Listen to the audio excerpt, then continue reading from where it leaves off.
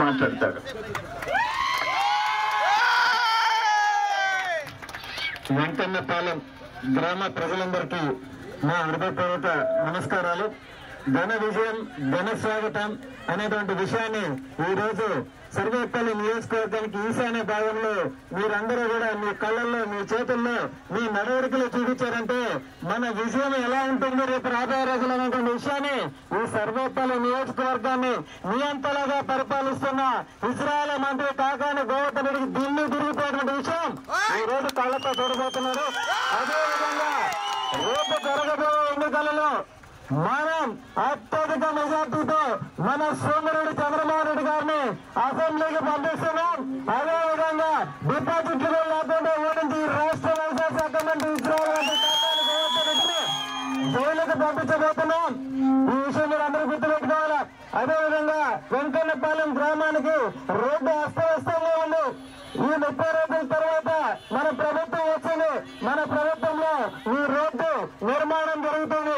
అదేవిధంగా ఏదైతే తోటపల్లి గుడ్రు మండలానికి సముద్ర తీరానికి కొత్త కోడూరు బీచ్ రోడ్డు అస్తవ్యస్తంగా ఉంటుంది. 5 సంవత్సరాల పాటు నిద్రలో ఉన్నటువంటి రాష్ట్ర వ్యవసాయ శాఖ మంత్రి కాకాని గోవర్ధన్ రెడ్డి నేను నిద్రలో ఉన్నావు, నేను నిద్రపోయినట్టు నటిస్తున్నావు.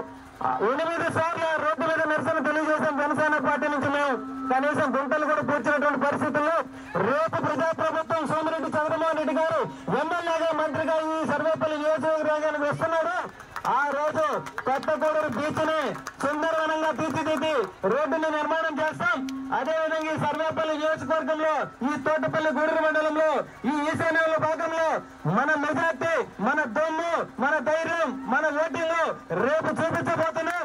ఈ విషయాన్ని మనందరూ గుర్తుపెట్టుకోవాలి. అదేవిధంగా మత్స్యకారులు కళను నెరవేర్స్తాం. తుఫాను సమయంలో సముద్రాలలో పోలేనటువంటి రోజుల్లో మీ అందరికీ కూడా ఆర్థికంగా అండగా ఉంటుంది ప్రజాప్రభుత్వం సోమిరెడ్డి చంద్రమోహన్ రెడ్డి గారు.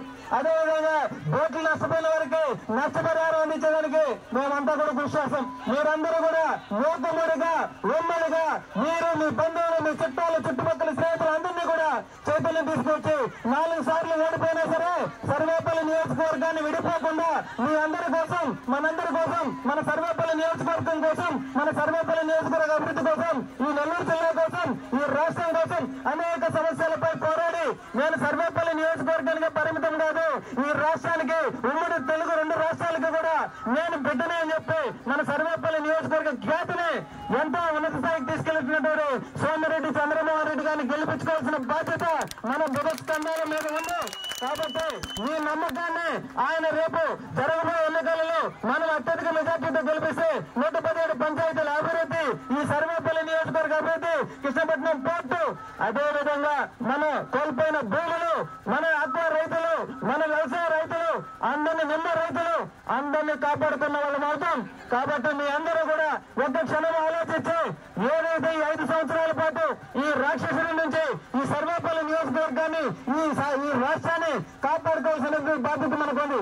అదేవిధంగా రేపు జరగబోయే ఎన్నికల్లో ఎంపీ అభ్యర్థి కమలం గుర్తు వరప్రసాద్ గారికి 1 ఓటు, సైకిల్ గుర్తుపై ఎమ్మెల్యే అభ్యర్థిగా సోమిరెడ్డి చంద్రమోహన్ రెడ్డి గారికి 1 ఓటు వేసి మన యొక్క ఖ్యాతి దేశం కోసం మోడీ గారు, రాష్ట్రం కోసం సూర్యచంద్రులు అంటే చంద్రబాబు నాయుడు గారు, పవన్ కళ్యాణ్ గారు వీళ్ళిద్దరూ కూడా సారథ్యంలో ఈ రాష్ట్రం అభివృద్ధి దిశలో ముందుకు నడుస్తుంది.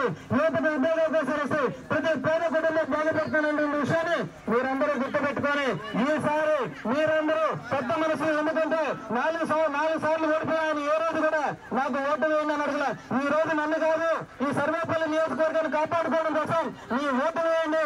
మీ ఓటుతో నేను గెలిస్తే నేను అసెంబ్లీకి వెళితే ఈ సర్వేపల్లి నియోజకవర్గాన్ని కాపాడుకున్న వాళ్ళు అవుతాం.